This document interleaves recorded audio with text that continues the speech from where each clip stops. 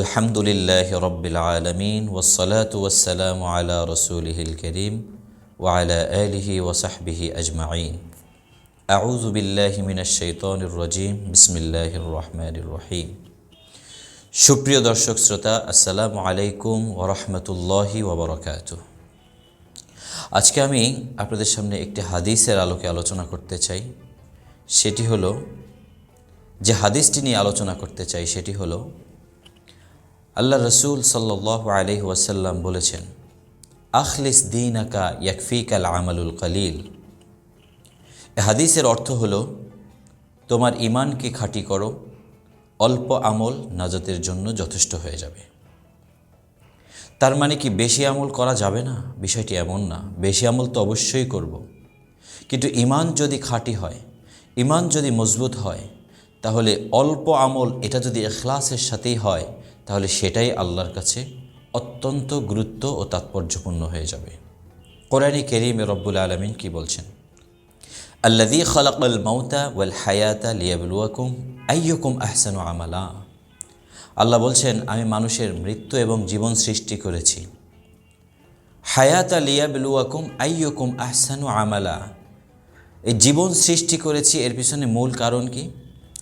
আইয়ুকুম আহসানু আমালা, অবশ্যই আমি তোমাদেরকে পরীক্ষা করব। লিয়াবলুয়াকুম, তোমাদেরকে অবশ্যই পরীক্ষা করব। আইয়ুকুম আহসানু আমালা, যে তোমাদের ভিতরে কে বেশি উত্তম আমল করে, কে উত্তম ভালো আমল করে, আমি এ ব্যাপারে অবশ্যই পরীক্ষা করব। আল্লাহ রব্বুল আলামিন কিন্তু এখানে বলেন নাই যে তোমাদের মধ্যে আকসারু আমালা, বলেন নাই যে তোমাদের মধ্যে কে বেশি আমল করে, আমি অবশ্যই এ ব্যাপারে পরীক্ষা করব না।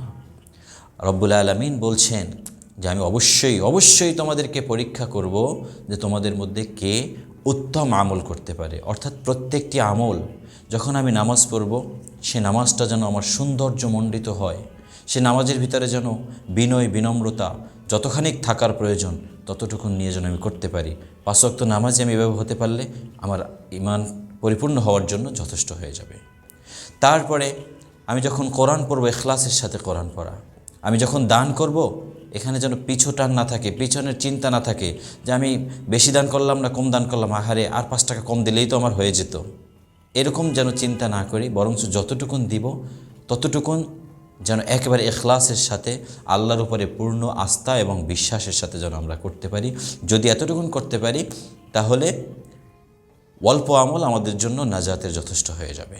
আল্লাহ পাক আমাদেরকে সকল আমলগুলি ইখলাসের সাথে করার তৌফিক দান করুক। আমিন। ওয়া আখিরু দাওয়ানা আলহামদুলিল্লাহি রাব্বিল আলামিন। আসসালামু আলাইকুম ওয়া রাহমাতুল্লাহি ওয়া বারাকাতুহু।